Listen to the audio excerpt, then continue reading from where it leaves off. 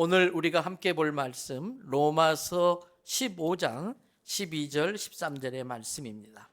로마서 15장 12절 13절. 또 이사야가 이르되 이새의 뿌리 곧 열방을 다스리기 위하여 일어나시는 이가 있으리니 열방이 그에게 소망을 두리라 하였느니라. 소망의 하나님이 모든 기쁨과 평강을 믿음 안에서 너희에게 충만하게 하사 성령의 능력으로 소망이 넘치게 하시기를 원하노라. 아멘. 할렐루야. 오늘도 저와 여러분의 가정, 자녀 하는 모든 일들마다 하나님의 도우시는 손길이 함께 하시길 주님의 이름으로 축복합니다.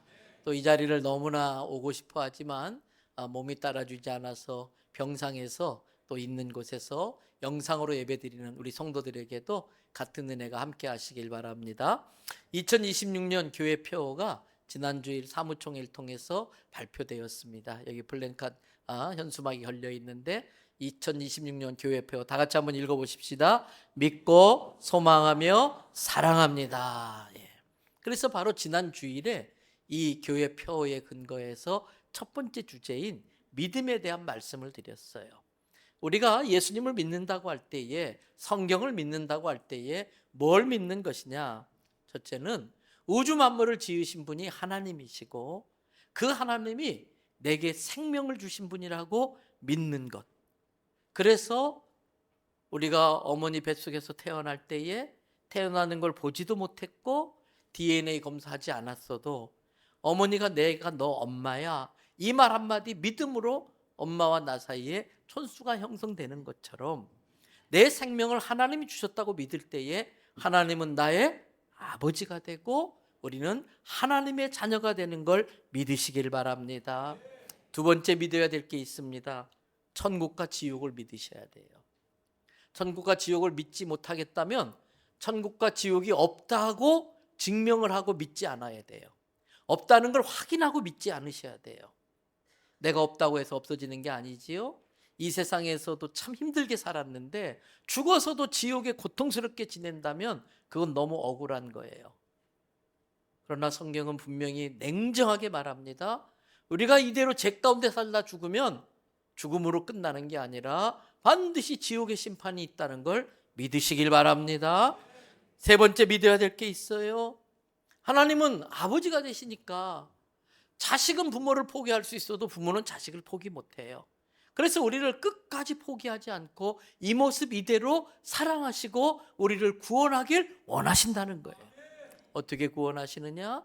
자기 독생자를 십자가에 죽게 하심으로 죗값을 지불하심으로 하나님의 공의를 만족시키고 우리를 죽이시는 것이 아니라 자기가 직접 사람의 몸으로 오셔서 대신 죽어주심으로 하나님의 사랑을 만족시키고, 그래서 이 십자가는 하나님의 완전한 공의, 완전한 사랑이 만나는 것이 십자가라고 그랬어요. 오직 예수님의 죽으심과 부활하심으로 우리가 죄 용서를 받고 영생을 얻어 구원받는다는 사실을 믿으시기를 바랍니다. 그 믿음을 가지고 우리는 육신을 벗어버리고 이 땅에서의 삶을 끝내면 우리의 영혼은 천국에 가서 영원히 살 것을 믿습니다. 뿐만 아니라 예수님을 믿는 자들에게는 하나님의 자녀의 권세를 주신다고 그랬는데 그 권세는 우리가 이 땅에 사는 동안에도 풍성하게 또 즐겁게 또 사명 감당하며 살 수 있도록 우리의 모든 필요를 구할 때마다 기도하는 기도마다 응답해서 들어주실 것을 믿습니다. 오늘 우리 주제의 두 번째, 우리 교회 표어의 두 번째 주제는 소망입니다. 소망에 관한 말씀을 나누려고 그래요. 오늘 본문이 로마서 15장 12절 13절인데 먼저 12절 말씀을 보세요. 이 로마서는 사도 바울이 로마에 고난당하는 로마 교인들을 위해서 썼는데 이 편지 말미에 이사야서 말씀을 인용합니다. 왜?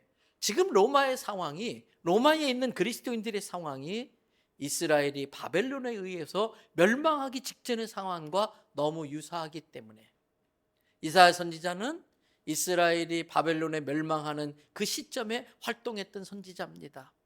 아무런 소망이 없이 모든 이스라엘 백성이 절망할 수밖에 없는 상황에서 이사야 선지자가 뭐라고 말합니까? 이새의 뿌리 곧 다윗의 자손에서 열방을 다스리기 위하여 일어나시는 이가 있으니 누구를 두고 하는 이야기일까요? 예수님을 두고 하는. 모든 열방이 그 예수님에게만 소망을 두어야 살 수 있다라고 이사야 선지자가 예언한 거예요. 바울은 이 이사야의 예언을 그대로 받아들여서 로마 교회 성도 여러분, 많이 힘들고 어려운 거 압니다. 여러분이 고난과 핍박당하는 거 압니다. 그럼에도 불구하고 소망을 하나님께 두십시오. 13절 말씀 보십시오. 그 소망을 하나님께 두면 소망의 하나님이 그 고난 가운데서도 모든 기쁨과 평강을 여러분들에게 충만하게 하실 건데, 그 하나님을 믿는 믿음의 사람들에게만 충만하게 해 주십니다. 그러면서 그 믿음조차도 성령님이 주시는 선물이고 성령의 능력으로 그 믿음으로 말미암아 그 절망 가운데서도 소망이 넘치게 하시기를 원합니다. 이게 사도 바울의 로마서에 보낸 편지입니다.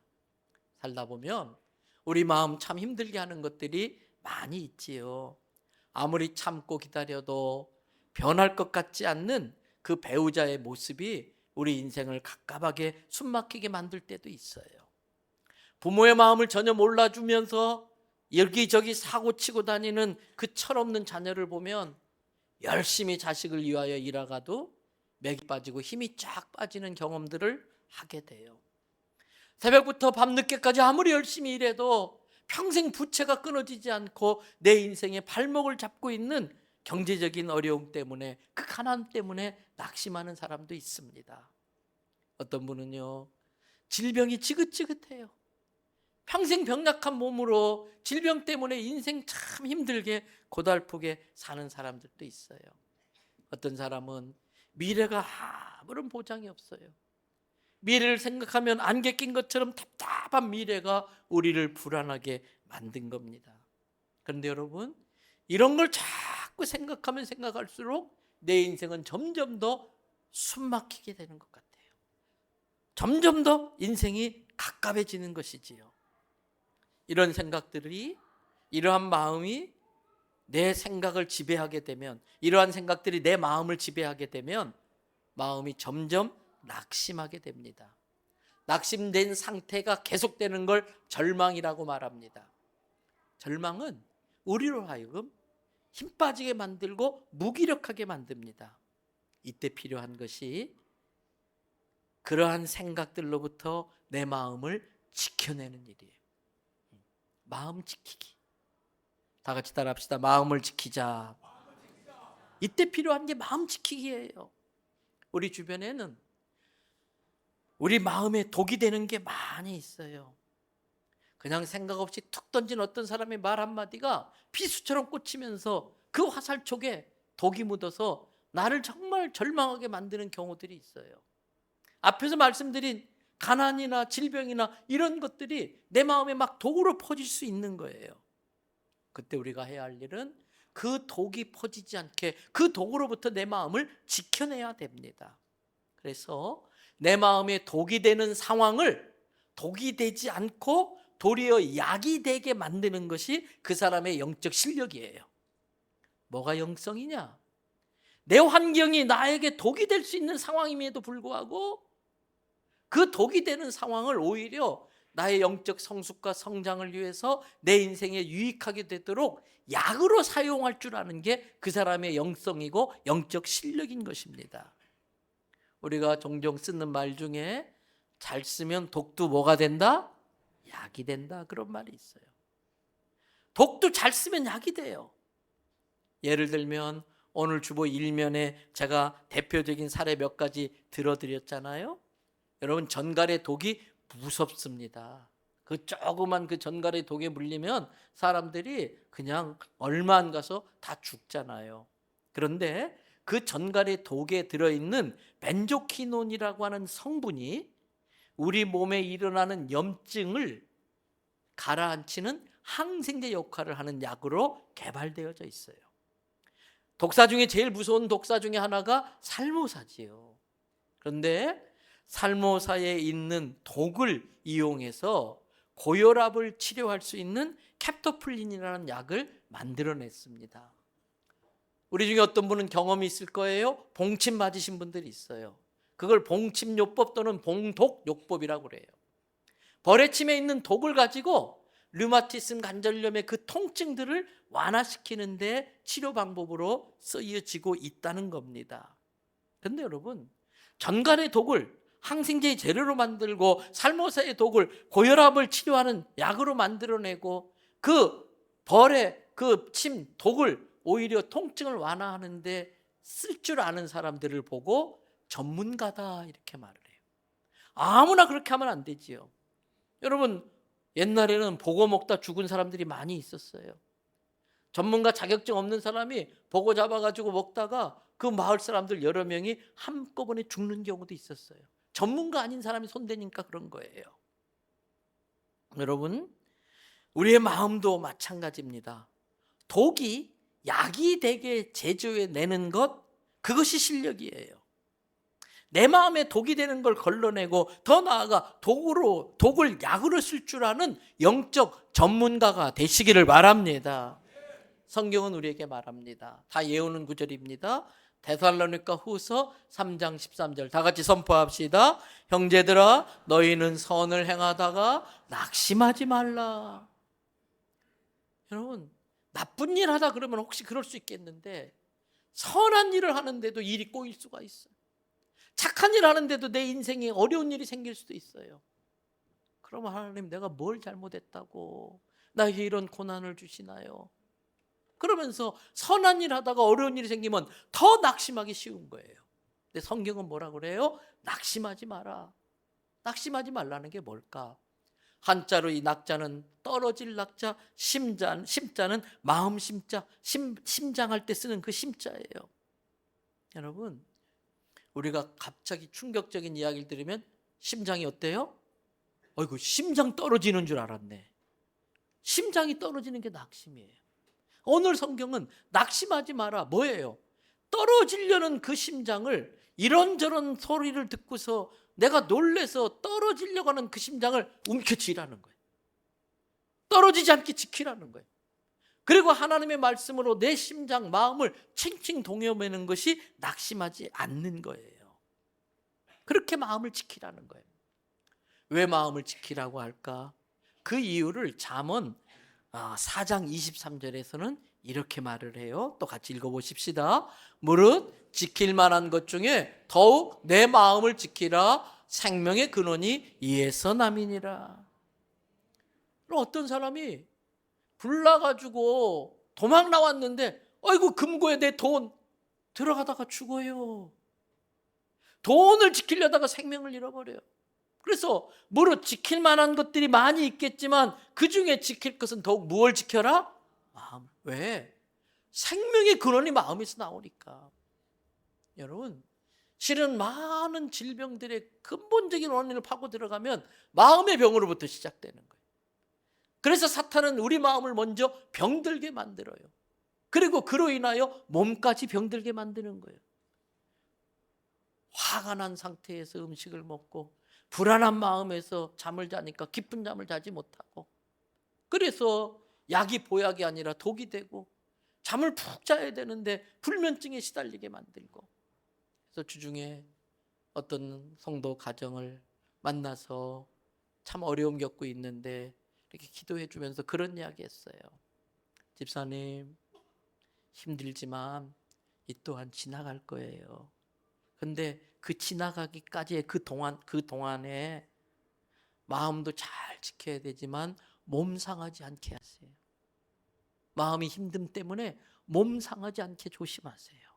사단은 몸까지 망치게 하려는 게 사단의 작전이에요. 이 말씀을 제가 해드렸어요.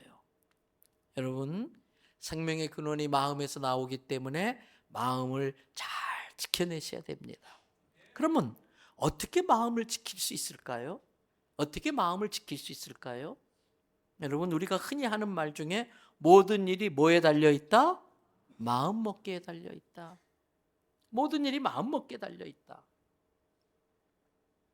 근데 그 표현이 참 재미있어요. 마음을 먹는 거예요. 차려진 밥상에 내가 먹고 싶은 것, 내 몸에 도움이 될 것 같은 영양소가 있는 걸 골라서 먹듯이 마음도 그렇게 먹는 거예요. 여러 마음이 차려져 있지만 내 인생에 유익한 것들, 내 인생을 아름답게 만드는 마음들을 내가 골라서 마음을 잡수셔야 돼. 예쁜 마음, 착한 마음, 부드러운 마음을 자꾸 먹으려고 하셔야 합니다. 온유한 마음, 겸손한 마음, 긍정적인 마음을 자꾸 잡수셔야 돼. 감사하는 마음, 즐거워하는 마음, 어려운 사람을 불쌍히 여길 줄 아는 긍휼의 마음을 자꾸 품으려고 해야 돼. 이런 마음을 맛있게 잘 잡수셔야 돼요. 반대로 썩은 것은 빨리 골라내셔야 돼. 썩은 것은. 가끔 사과 상자가 들어와요. 그런데 상처가 있었다든지 벌레가 먹었다든지 유통 오는 과정의 시간이 좀 지나면은 그 중에 어떤 사과 하나쯤은 썩어 있어요. 그거 같이 놔두면 다른 싱싱한 사과도 더 빨리 썩어요. 때문에 썩은 사과는 골라서 버려야 됩니다. 멀쩡한 것도 곰팡이 피는 곳에 놔두면 금방 곰팡이가 펴요. 여러분, 우리의 마음도 그렇습니다. 곰팡이 피는 마음을 방치해두면 내 마음 전체가 곰팡이 천지가 돼버려요. 곰팡이로 다 덮여버리고 마는 거예요. 그래서 원망하는 마음, 화가 나는 마음, 짜증스러운 마음, 곰팡이 싹싹 닦아내듯이 그런 마음은 딱 씻어내야 돼. 불편한 마음, 불쾌한 마음, 낙심된 마음 절대 잡수시면 안 돼. 음흉한 마음, 야비한 마음, 교활한 마음, 교만한 마음, 비열한 마음, 우울한 마음 다 골라가지고 빨리 이런 마음은 몰아내야 됩니다. 잘못된 건 줄 모르고 그 잘못된 마음을 잡수시면 내 인생도 같이 잘못돼요. 좋은 마음, 예쁜 마음 골라서 잘 잡수시면 내 인생도 아름다워지고 좋아지는 걸 믿으시기 바랍니다. 우리가 꼭 골라 먹어야 될 마음 중에 하나가 2026년 표 중에 두 번째 주제인 소망의 마음이에요. 소망은 절망을 이겨내게 하고 인생의 어려움을 헤쳐나가게 하는 원동력입니다. 우리 인생에 많은 가로막는 것들이 있지만 그 소망이 파워풀해져서 그 소망이 원동력이 돼서 한마로 깨부딪히듯이 그 가로막고 있는 걸 때려 부셔야 돼. 브레이크 스루. 그냥 다 뚫어내야 되는 거예요. 그 뚫어낼 때 필요한 힘이 소망이라는 거예요. 소망을 잃으면 어떤 어려움도 돌파할 힘을 잃게 된다는 뜻이기도 해요. 소망의 반대말이 절망입니다. 절망의 반대말이 소망입니다. 제일 무서운 마음이 절망하는 마음이에요. 절망하는 마음이에요. 그래서 여러분들이 잘 아는 철학자 세렌 키에르케고르는 켈케가르가도 읽기도 하죠. 이 키에르케고르는 그의 책 죽음에 이르는 병이라는 책에서 절망은 곧 죄다 그랬어요. 절망으로 끝나는 게 아니라 절망은 곧 죄라는 거예요. 왜 절망이 죄입니까? 왜 절망합니까? 하나님이 살아계심을 믿지 못하니까 절망하는 거예요. 하나님의 능력을 믿지 못하니까 절망하는 거예요. 하나님을 믿지 못해서 하나님께 맡기지 못하니까 절망하는 거예요. 그래서 우리가 지을 수 있는 죄 중에 큰 죄가 하나님을 부인하고 믿지 못하는 게 큰 죄이기 때문에 킬케가르는 절망은 곧 죄다라고 이야기한 겁니다. 절망은 어느 날 갑자기 훅 치고 들어옵니다. 그래서 놀래서 낙심할 수 있는 겁니다. 이때에 얼른 그걸 붙잡아가지고 약속의 말씀, 하나님의 약속의 말씀으로 질끈 동여매야 돼요. 이제 내 인생 끝인가? 더 이상 솟아날 길이 없나? 하나님이 나를 잊으셨나? 하나님이 어디 계시나? 마냥 막 절망해 갈 때에 안 되지. 추스려서 이 심장을 동여매야 돼. 마음을 동여매야 돼. 우리가 해야 할 일은 내 마음에 독이 되는 그것을 약으로 조제해 내는 거예요. 절망을 이길 수 있는 유일한 힘은 소망을 품는 거예요. 그런데 여러분, 절망이 사라져서 소망이 오는 게 아니지요. 절망할 필요가 없는 상황에서는 그다지 소망이 정말 절박하지는 않을 수 있을 거예요. 그런데 소망은 언제 필요한 거냐? 절망의 한복판에서 소망을 붙드는 게 믿음이에요. 모두가 절망할 수밖에 없을 때, 소망이 전혀 안 보일 때에, 그때에 그 어두움 속에서 희미한 그 속에 희미한 소망의 끈을 찾아내서 그걸 끌어당겨서 절망을 붙잡는 게 소망을 붙잡는 게 믿음이에요. 시편 42편은 그 앞에 고라의 맞스길이라고 하는 부제목이 붙어 있어요. 고라의 자손이 쓴 시이기 때문에 그럴 거예요.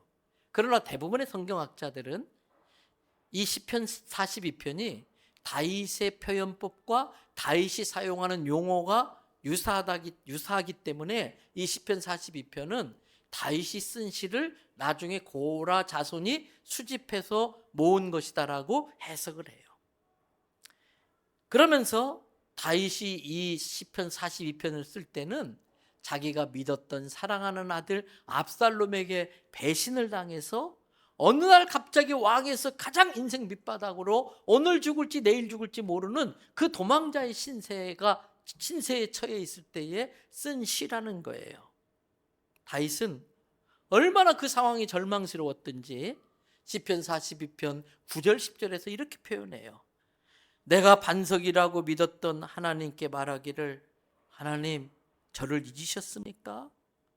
하나님 계시다면 어찌하여 저로 하여금 이 원수의 압제로 말미암아 이렇게 눈물 찔찔 짜며 슬피 울며 돌아다니게 만드십니까? 10절 지금 내가 느끼는 고통이 내 뼈를 찌르는 칼같이. 여러분 살만 찔려도 아픈데 뼈까지 찌를 정도라면 얼마나 깊이 찔렀겠어요. 그 내 뼈를 찌르는 칼같이 내 대적이 나를 조롱하고 비웃고 비방하면서 나에게 말하기를 야 네가 그렇게 자랑하던 네 하나님 어디 있어? 네가 그렇게 믿고 의지했던 네 하나님 어디 있어? 이렇게 조롱한다는 거예요. 근데 시편 42편이 이렇게 절망과 탄식으로 끝났다면 다윗이 아니지요. 다윗은 한 방에 이 절망을 날려버립니다. 시편 42편 마지막 절인 11절 다 같이 한번 선포하겠습니다. 내 영혼아 내가 어찌하여 낙심하며 어찌하여 내 속에서 불안해하는가? 너는 하나님께 소망을 두라. 나는 그가 나타나 도우심으로 말미암아 내 하나님을 여전히 찬송하리로다. 말씀 그대로 띄워두세요. 다윗은 자기 스스로 자기 영혼에게 명령합니다. 내 영혼아 왜 네가 낙심하고 있어? 내 영혼아 왜 네가 불안해하고 있어? 내 영혼아 너는 하나님께 소망을 둬라. 낙심된 마음의 방향을 자기 영혼에게 명령해서 틀어버려요. 절망에서 소망으로 틀어버려요. 하나님 다 보고 계셔. 하나님 내가 당하는 고통 억울함 다 알고 계셔. 내가 지금 너무 힘들고 받아들이기 어렵고 이해하기 어렵지만 내가 모르는 걸 알고 계신 하나님이 나를 더 좋게 하시려고 이 어려움의 시간을 줘요. 그러나 이 어려움도 곧 끝날 거야. 하나님 다 보고 계시고 반드시 역전시켜 주실 거야. 내가 믿는 하나님은 모든 걸 합력하여 선하게 만드시는 하나님이시기 때문이야. 다윗은 지금 그 고백하는 거예요. 이게 다윗의 믿음입니다. 사랑하는 대연성결교 성도 여러분, 저와 여러분들에게도 이 믿음이 있으시기를 축복합니다. 우리도 다윗처럼 자기 영혼에게 명령할 수 있어야 돼요. 내 영혼에게 명령해서 마음의 방향을 트는 게 중요합니다. 경험해 와서 아시지요? 불길한 생각이 또 불길한 생각을 끌고 들어옵니다. 불안한 마음이 자꾸 불안한 마음을 더 키우는 것입니다. 낙심된 마음이 점점 낙심된 곳으로 내 마음을 끌고 가는 거예요. 그럴 때에 자기 영혼에게 명령해서 방향을 트는 것이 중요한 것입니다. Stop! Don't worry and put your hope in the Lord your God. Keep your heart free the worry. Stop! 멈춰라. Don't worry. 걱정하지 마라. And put your hope, 너의 희망을 in the Lord your God, 너의 하나님께 Put your hope. 너의 희망을 하나님께 둬라. Keep your heart free in the worry. 걱정 가운데서 너의 마음을 프리하게 킵해라. Keep your heart free in the worry. 여러분, 우리에게도 내 영혼아, 걱정 스탑. 더 이상 걱정하지 마. 걱정한다고 될 게 아니야. 그리고 내 영혼아, 내 소원을 하나님께 둬라. 내 마음을 걱정해서 돌이켜라. 명령할 수 있어야 됩니다. 근심, 걱정, 염려에 끌려다녀서는 안 됩니다. 불안, 두려움, 원망, 미움이 내 마음을 막 휘짓게 막 장난치게 놔둬선 안 됩니다. 스탑! 더 이상 안 돼! 그리고 내 영혼아 즐거워하라. 내 영혼아 기뻐하라. 내 영혼아 춤춰라. 믿음으로 이 선포를 할 수 있어야 됩니다. 하나님은 우리가 늘 매 순간순간마다 하나님을 의지하며 하나님과 교제하며 하나님께 묻고 그 인도함 따라 살기를 원합니다. 여러분, 부모의 큰 기쁨 중에 하나는요, 자식하고 다니는 거예요. 쇼핑을 가도요, 자식들 딱 거느리고 다니면요, 어깨가 막 힘이 들어갑니다. 하나님도 똑같아.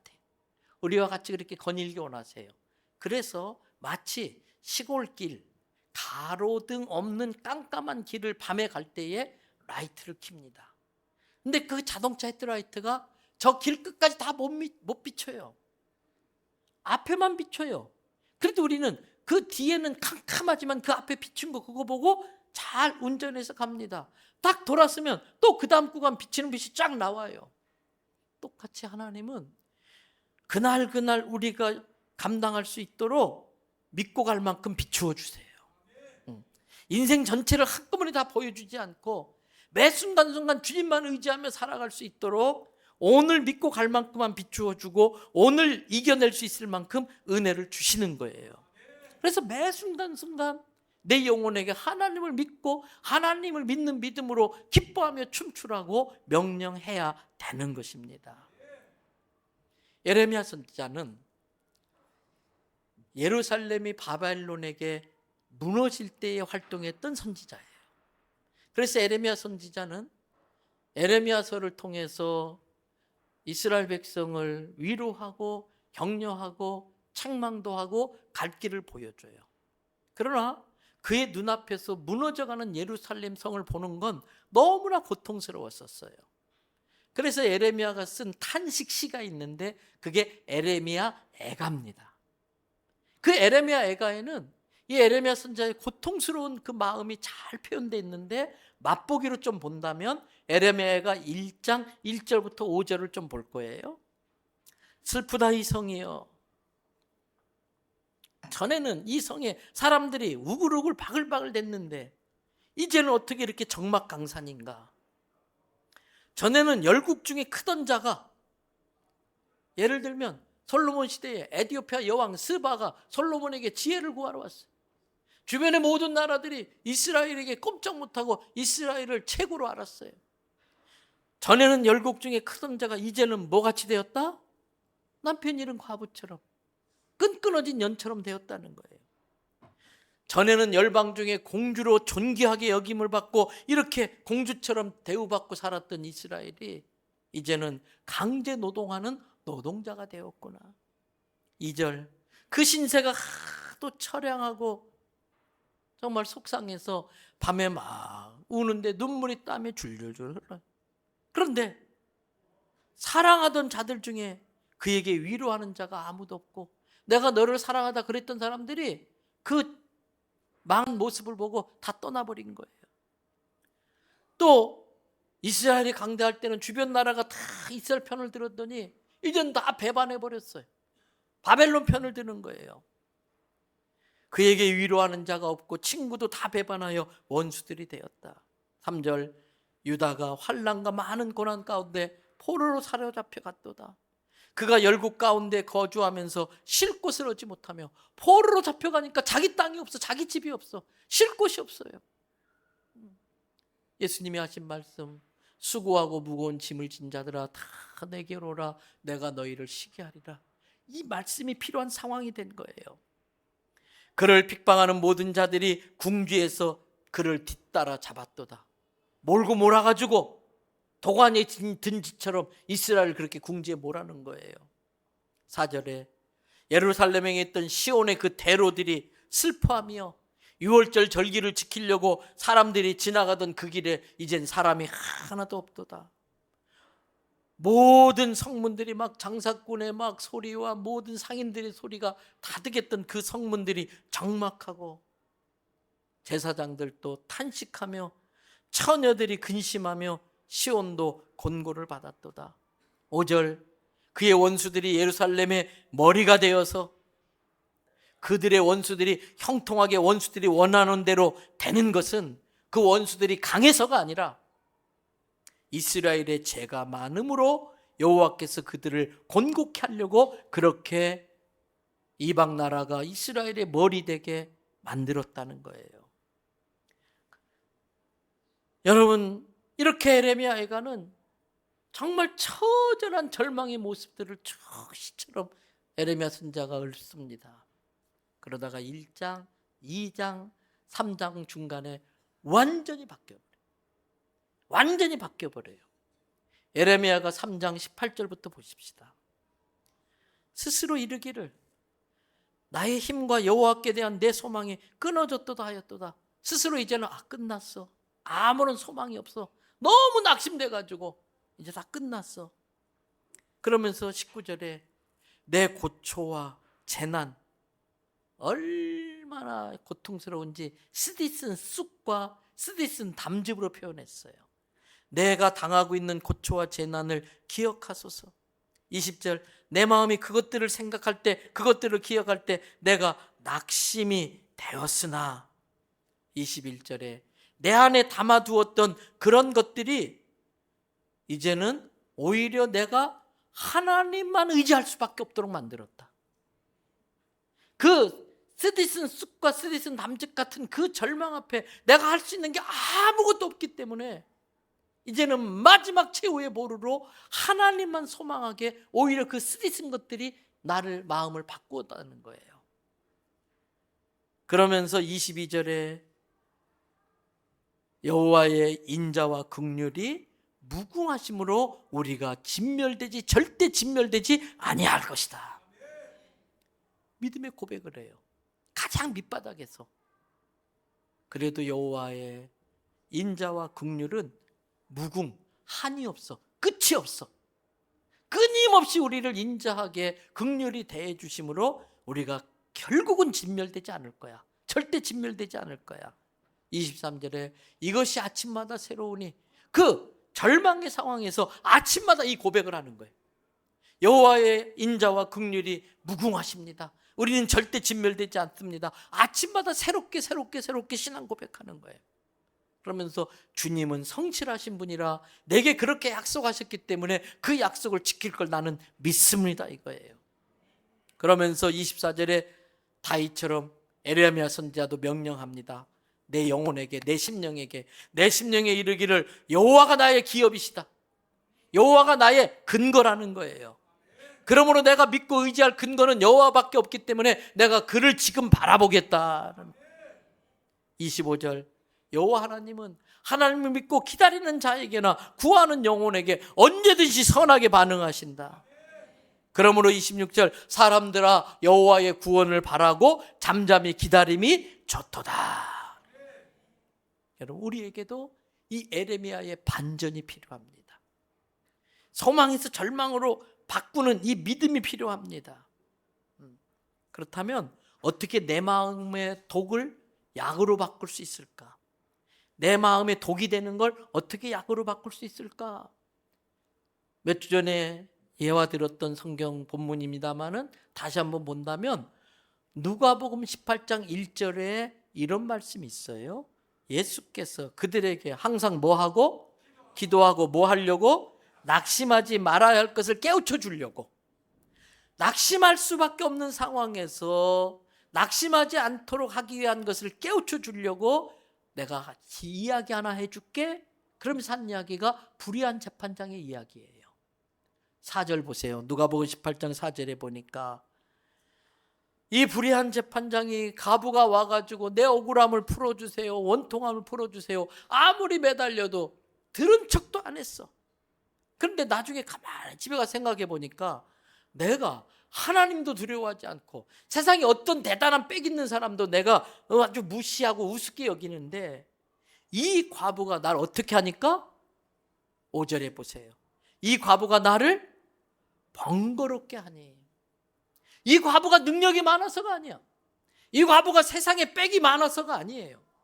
이 과부의 말을 들어주지 않으면 밤낮으로 찾아와서 나를 정신사납게 만드니까, 번거롭게 하니까 차라리 빨리 그 원한을 풀어주는 게 낫겠다.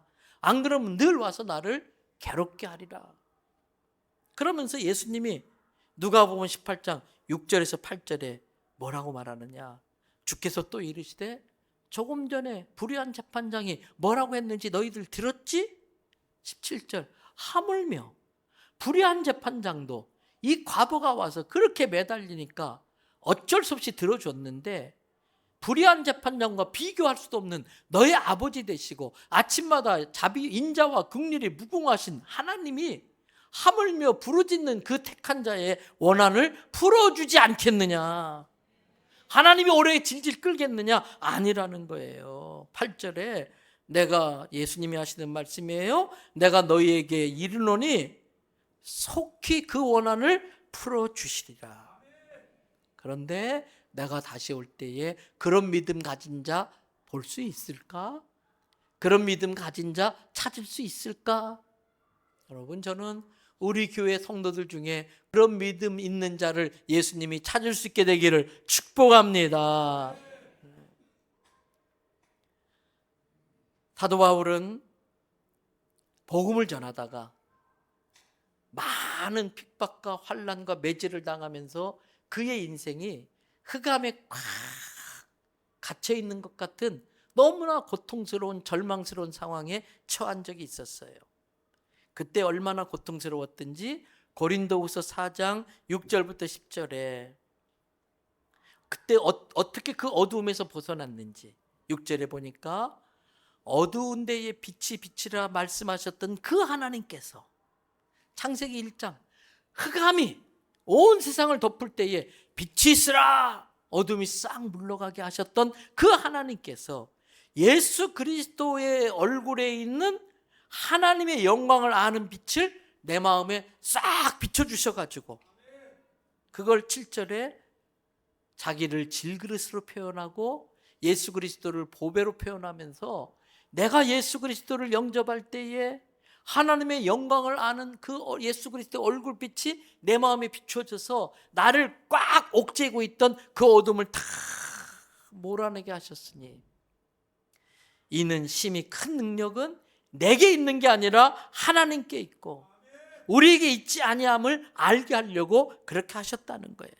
그래서 내가 질그릇 같은 보잘것없는 존재이지만 그 질그릇에 예수의 보배를 지닌 우리가 8절에 사방으로 우겨쌈을 당하여도 쌓이지 아니하며 답답한 일을 당하여도 낙심하지 아니하며 9절 박해를 당하여도 버림받지 아니하며 거꾸로 뜨림을 당하여도 망하지 아니하고 10절 끝까지 예수의 죽음을 붙드는 것은 예수의 죽음을 몸에 지니는 것은 이 십자가 예수 죽음을 통해서 하나님의 공의와 사랑이 완성되는 것 예수의 생명이 우리 몸에 나타나게 하기 위해서 나는 끝까지 쓰러지지 않고 소망의 하나님을 붙들겠다고 하는 거예요.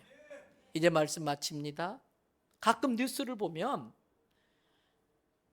광산이 무너져서 갱도가 무너져서 거기 있는 광부들이 갇혔다가 구출되는 뉴스를 간혹 보게 됩니다. 그런데 좀 오래전이긴 합니다만 2010년 8월 5일 칠레의 산호세 광산에서 붕괴되어서 그곳에 매몰되었다가 구출된 사람의 이야기는 그 당시에 전 세계에 굉장한 감동을 줬어요. 다른 여러 탄광 매몰됐던 광부를 구출하는 뉴스들이 있었지만 특별히 이건 더 큰 뉴스가 됐던 이유가 있습니다. 갱도가 무너졌습니다.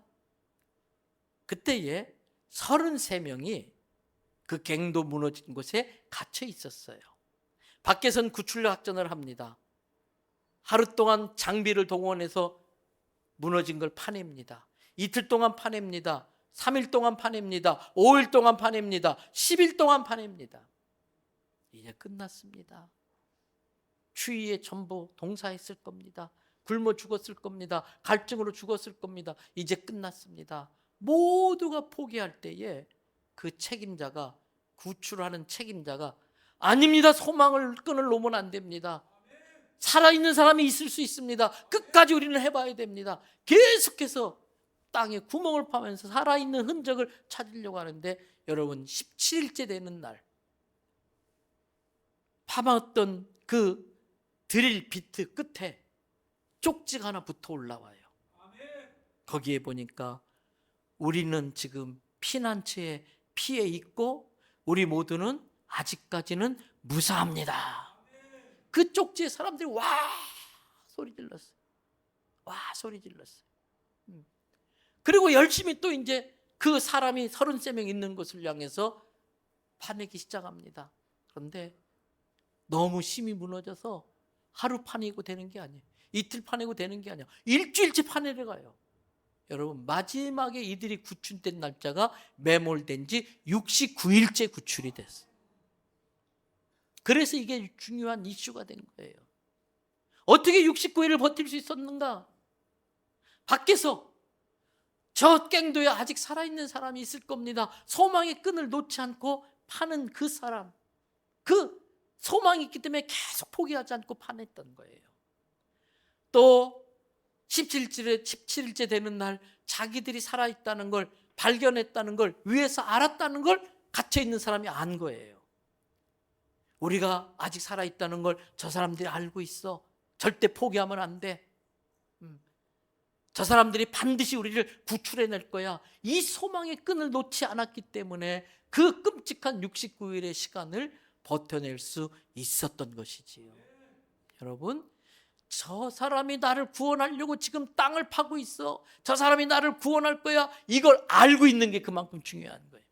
그래서 히브리서 11장 1절 말씀 다 같이 함께 읽겠습니다. 믿음은 바라는 것들의 실상이요 보이지 않는 것들의 증거니. 여러분 믿음으로 저 무너진 갱도 밖의 지상에서 우리를 사람들이 구원하려고 열심히 하고 있다는 걸 믿음으로 알고 있어야 돼. 믿음으로 보이지 않는 그 지상 밖의 사람들을 볼 수 있어야 되고, 믿음으로 아직 살아있는 사람이 있을 거야, 아직 죽지 않았을 거야, 그걸 바라보면서 파는 일을 포기하지 않았기 때문에 그 구원이 가능했던 것이지요. 사랑하는 성도 여러분, 2026년 난리와 난리의 소문이 들리고 별별 소리들이 다 들리겠지만 그 안 좋은 소문들이 여러분의 마음을 휘저어서 절망의 마음으로 빠뜨리지 않도록 꼭 내 영혼에 필요한 마음들을 골라 잡숴서 이 절망을 소망으로 이겨낼 수 있는 우리 성도들 되기를 주님의 이름으로 축복합니다.